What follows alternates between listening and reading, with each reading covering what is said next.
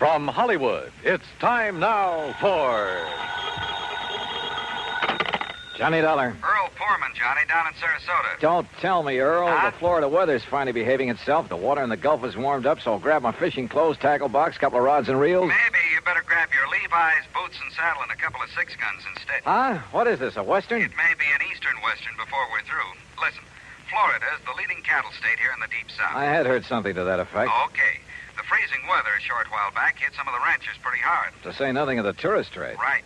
Ordinarily, the year-round pasturage makes it unnecessary to lay up a lot of hay and feed for the winter. That figures. But this year, thanks to the freeze, the cattle were so weakened by malnutrition and then sloshing around in soggy pasture land that, well, at least a couple of 100,000 of them have died. Well, what's your problem, Earl? Outside of the high cost of steak. A rancher's just hit me with a big fat claim. Oh, how much? $78,750. Says that he lost his entire herd. Well, I knew a lot of them had lost quite a few. But the entire herd? Yeah. You coming? I sure am.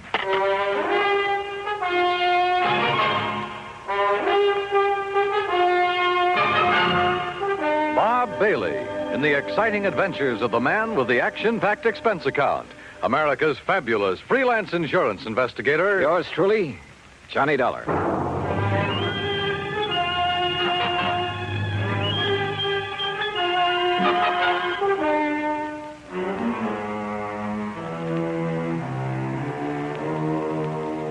Expense account submitted by Special Investigator Johnny Dollar to the Tri-State Life and Casualty Company, Sarasota, Florida office. Following is an account of expenses incurred during my investigation of the Eastern Western matter. Expense account item 1, 9480, plane fare and incidentals, Hartford, Connecticut to Sarasota. As I expected, Earl Poorman met me at the airport. We headed north on Route 41. 13 miles later at Bradenton, we turned east on 64 after grabbing a late lunch. That's item 2, 575. Then, still traveling eastward, we crossed the Kissimmee River onto a narrow, unimproved road into the swampland. And it struck me that what should have been lush green vegetation in this low, damp country was brown and lifeless. That's what the cold weather did, Johnny. All that grass, that good pasture froze and rotted away. No wonder the cattle haven't been eating well.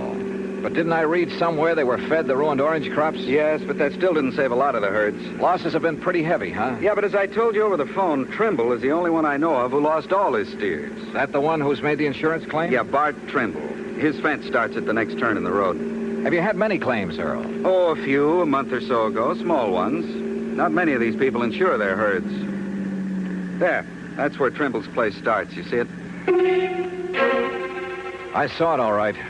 Hundreds of acres of wet, brown, dead-looking pasture land. I also saw the steers, hundreds of them, their carcasses lying there rotting in the sun.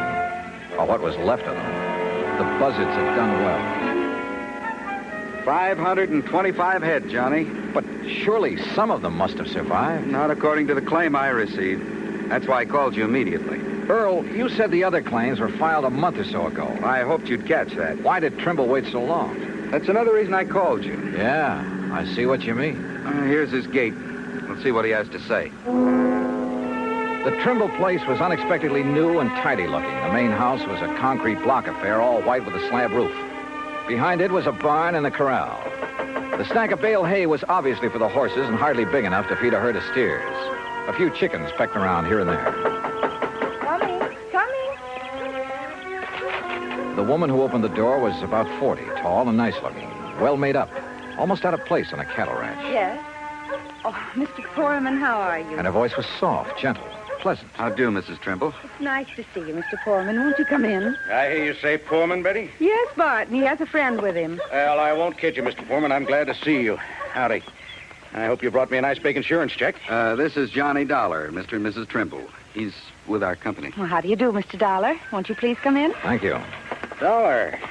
I think I've heard of you. Oh? Sit down, won't you? Supper will be ready in a little while, and of course you're going to stay, aren't you? Johnny Dollar. Well, now, that depends. Now, of course you'll stay. I really should get back to Sarasota tonight. My wife... Now, wait a minute. How I know you're the insurance investigator. That's right. And what's he doing here, Poorman? What's there to investigate? Are you maybe trying to say I killed off the herd myself to collect the insurance money? I said nothing of the sort. Then what's to investigate? I told you. I don't like this, and I'm telling you right to your face. Now, Bart, you shouldn't talk like that. Well, it's the truth. Just what do you think you're going to do around here, Dollar? Bart, please. Well, that depends, Mr. Trimble. Does he have to say it's okay, Poorman, before you can pay my claim? Yes, he does. Well, believe me, if I'd known this was the kind of outfit I was dealing with, paying premiums to... Okay. All right, poke around as much as you want. Stay around as long as you like. We'll bed you down, we'll feed you, we'll show you what kind of people we are. Just don't get in my way. I've got a lot of work to do. And don't tell me I'm a crook. Now, let's be reasonable about this. Me? I'm being reasonable. You're the one that... what do you want, Shorty? Well, you told me to tell you, boss. Tell me what? A truck has come to pick up them hides. And help them load them on the truck. Go ahead. You're selling the hides from those animals? I will. Sure. Why not? Oh, we could salvage, that is. Anything wrong with that? Nothing at all. All right. You want horses to snoop around? Help yourself. Saddles are in the barn. But just stay out of my way. Come on, Shorty. Let's get out where the air's nice and clean. Sure, boss. I'm sorry. But Bart's been so upset over losing all those steers. Well, of course, we can't blame him for that. He's been working so hard, trying to save some of the hides and sell the carcasses for fertilizer. Yes, I know. But with so many ranchers trying to do the same thing. Why did he wait so long before filing his claim, Mrs. Trimble? Well, because he's been so busy and because he hoped he could salvage something from the herd, I guess. Or because this lapse of time has given the bodies a chance to decompose? What? Has given the buzzards and other scavengers a chance to remove any evidence that maybe those steers were deliberately... Oh, no. Oh, surely you don't think for a minute that my husband would... Where can I find the nearest veterinarian? Well, the vet we use is up in Kissimmee. Okay. But Mr. Dollar, you don't... Well, you can't possibly think... I'll let you know what I think. After a good cow doctor has a look at those animals.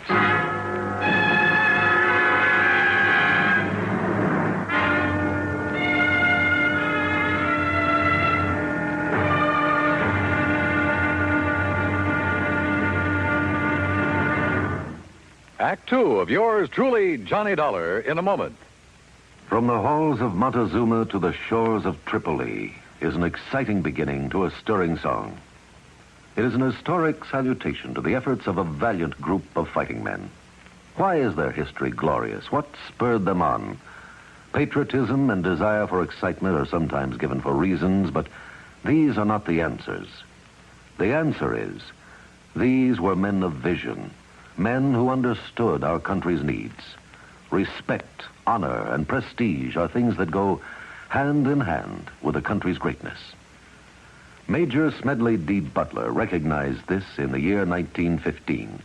At that time, our diplomatic negotiations with Haiti were disrupted by Coco bandits who perilously affected the lives of some United States citizens in Haiti. A contingent of Marines under the command of Major Butler was sent in to bring the bandits under control. Though they were holed up in Fort Liberté, Major Butler found an opening in the wall and led a terrifying charge through the breach that resulted in very dangerous hand-to-hand combat for himself and his men. Amid a furious onslaught of Coco bandits and a hail of enemy bullets, Major Butler succeeded in overcoming the resistance and creating a peaceful atmosphere. His grateful country awarded him the Medal of Honor for bravery, forceful leadership, and action above and beyond the call of duty. The second time he was awarded this high honor. Major Smedley Butler had a code of conduct born of years of devotion and service to the United States of America. And now, Act two of yours truly, Johnny Dollar, and the Eastern-Western matter.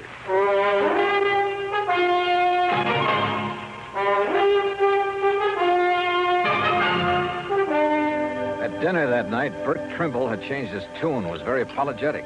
Almost too much so, and too nice. I didn't mean it, Mr. Dollar, what I said before. At least, not the way I said it. But this whole thing has hit me pretty hard. Losing over 500 steers, and a handful of calves. I told you, Bart, when they all went so quickly that night, you should have been suspicious. What night, Mrs. Trimble? Well, it was the last big freeze. Yes, I got back here late. I'd been up to Lake Wales trying to beg some feed. No luck. Then it blew up cold. By the time I got back here, got the hands rounded up. How many, Mr. Trimble? Well, there were 5 of us, including Shorty Skinner. I've seen that Shorty somewhere before. Oh? Well, anyhow, when we got to them, the cattle were all bunched up at the north fence. We thought we'd drive the strong ones back here, where they'd have some shelter, and we could give them the hay we keep for the horses. But they wouldn't move. Most of them couldn't move. And it was dark, and the freezing wind was cutting across the swamp. So all we could do was come back here and pray. Next morning, they were dead. All of them. I've put everything I had into this ranch. Every penny I saved from my factory work up north, Betty's money from nursing, even cashed in my own life insurance policy. And now they're gone. So if I got a little nasty, well, I guess a man can take only so much. It's been awfully hard for Bart these past 3 years. And then just when things were going good. Your hands bunk out in that building beside the barn, huh? Only Shorty skinned out all the steers we could. The other boys left. I still owe Shorty some wages. I'm going to ask a pretty blunt question, and I want an honest answer. Huh? Had you ever thought of giving up, going somewhere else? Sure, lots of times. For Betty's sake, too. Even thought of going out to California. I see. She has relatives out there, all doing fine. They've kept after us to go out there and crop farm with them. Maybe I should have. But we stayed, didn't we, dear? Yes, I wouldn't give up. Even Betty reconciled herself to sticking it out. If only we'd known that this was going to happen. Yeah.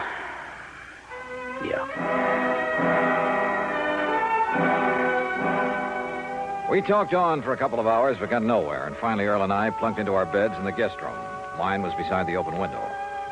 Now, when Earl Poorman sleeps, he's dead to the world, but he snores mightily. So after throwing a couple of shoes at him, I gave up and managed to drop off with a pillow wrapped around my head. That was a mistake, an almost deadly mistake. Johnny! Johnny, wake up! Johnny, you hear me? Johnny! What? Wake up! Oh, my head. Stand up. I'll help you. Breathe deeply. Can't you smell it? What are you talking? Deep breath. Come on. What are the... It's chloroform. Yeah, on your pillow. Holy hell. I threw it out the window, your pillow. It was saturated with chloroform. Give me a hand, Earl. I'm dizzy. Oh, Somebody came in that window. The pillow was over your head. You see him? No, but Johnny... Oh, let me sit down again. Yep. Here, by the window. Now breathe deeply. Oh, yeah. I rolled out of bed in my sleep, that narrow bed, or I'd never have wakened. I heard the door slam, then I smelled it. But who? Johnny, I knew I'd seen that Shorty Skinner somewhere. Yeah? It was on a road gang over near Sarasota, a prison gang. You sure? I was driving my brand new Cad. As I passed him and the rest of that glowering bunch, he let fly with a handful of mud. Now, if you ask me, he's the one who came in here and tried to chloroform. But why? That's what I'm going to find out right now. No, wait. I'll be feeling okay in a minute. Let me handle it.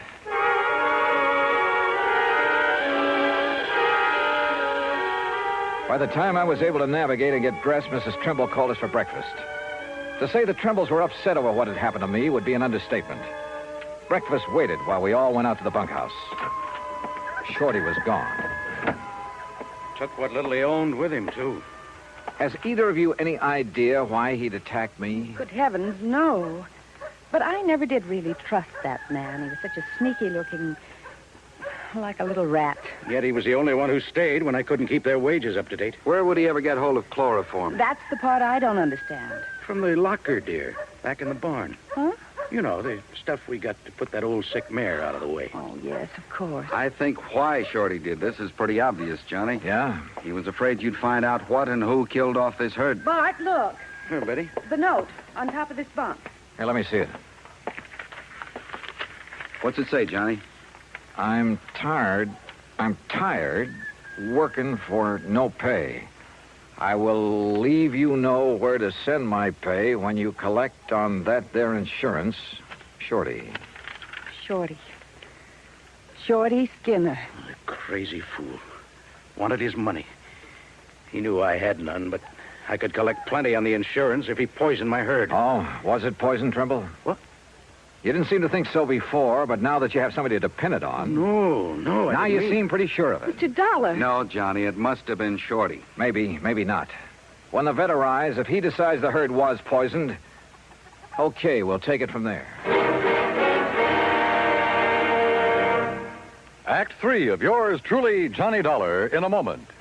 Our flag now numbers 50 stars, and behind each star there stands yet another flag representing one of the 50 states. Wyoming's state flag pays homage to the monarch of the Great Plains, the bison, or buffalo as we call him.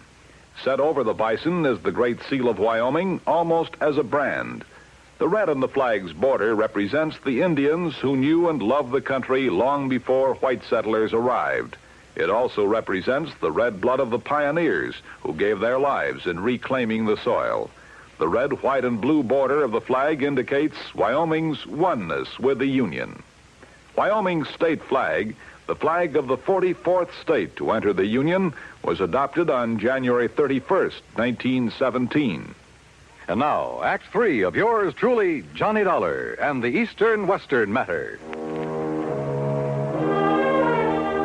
The veterinarian arrived from Kissimmee. He, Bart Trimble, Earl Poorman, and I rode out on horseback to inspect the dead cattle.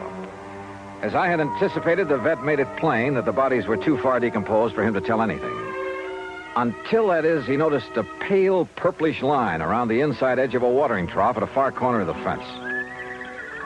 Whoever used it didn't realize it'd leave this telltale ring around the trough. Used what, Doctor? Well, let me scrape off a little, make sure. You think it's a poison, Doc?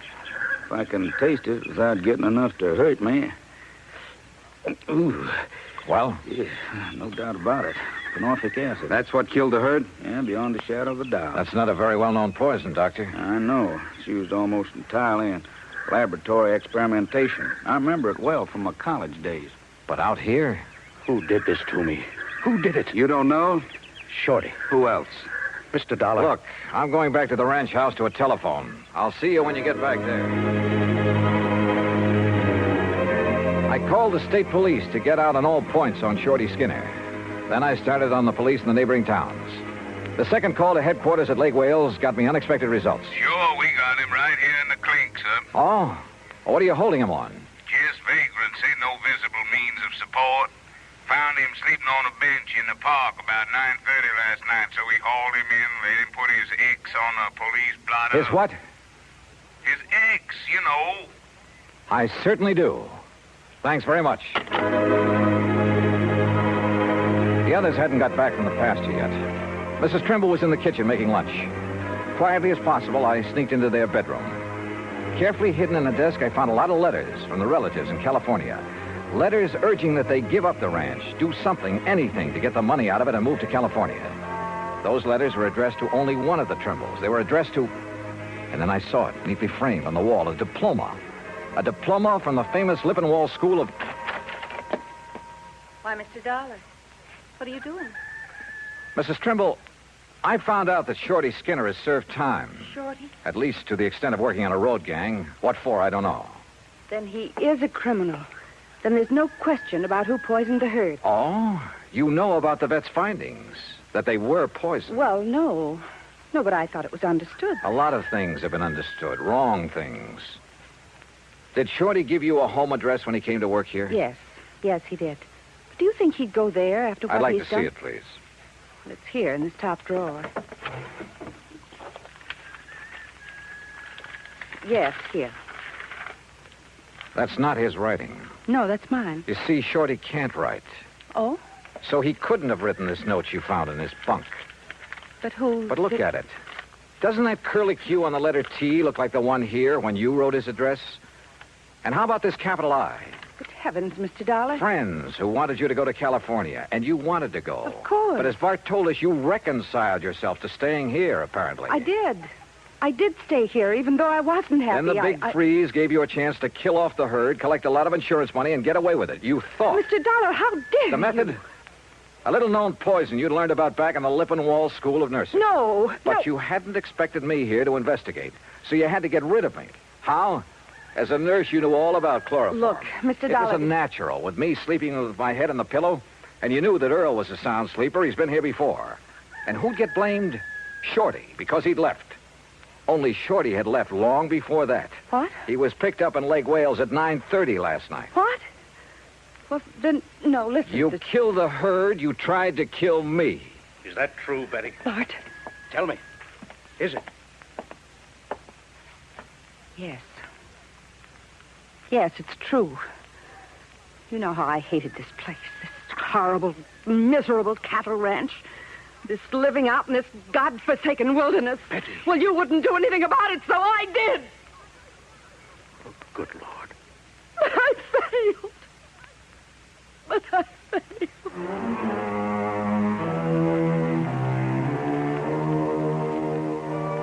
Item 3, $50 to a lawyer at the county seat who took my deposition. It'll be used in the trial of Betty Trimble. As for Bart Trimble, well, I'm sorry for him. Expense account total, including transportation back to Hartford, $207 even. Yours truly, Johnny Dollar.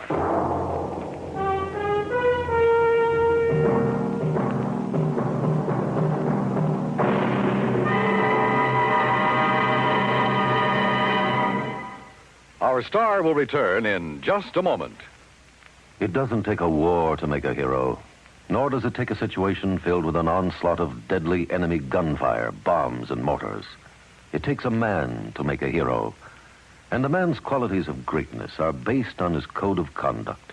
It serves him in peace as well as war.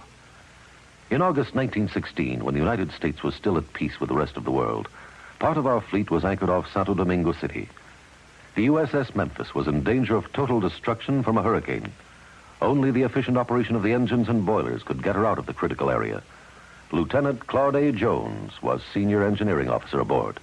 In rapid succession, boilers and steam pipes began bursting about him, scalding him with clouds of steam. Thousands of tons of water came down on him. In complete darkness, Lieutenant Jones nobly remained at his post as long as the engines would turn over.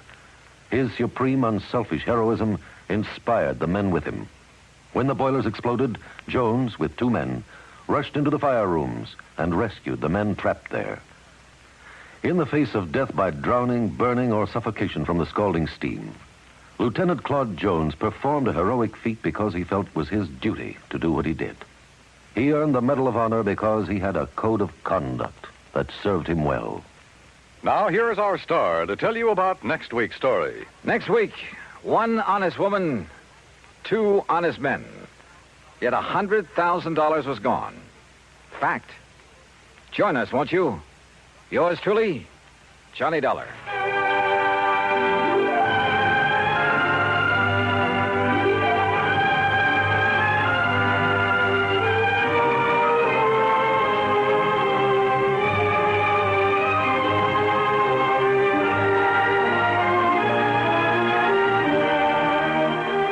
Yours truly, Johnny Dollar, starring Bob Bailey, originates in Hollywood and is produced and directed by Jack Johnstone, who also wrote today's story. Heard in our cast were Virginia Gregg, Vic Perrin, Jack Moyles, Marvin Miller, and Herb Vigran. Be sure to join us next week, same time and station, for another exciting story of yours truly, Johnny Dollar.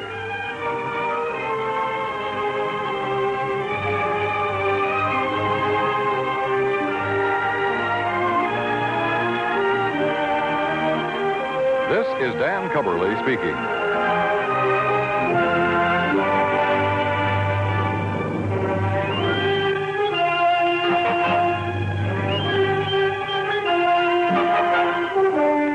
This is the United States Armed Forces Radio and Television Service.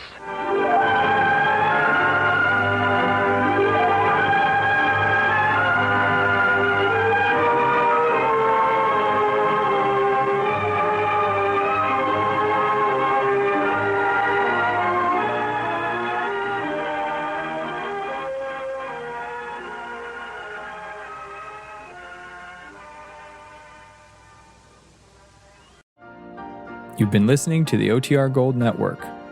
Find more classic radio at otrgold.com.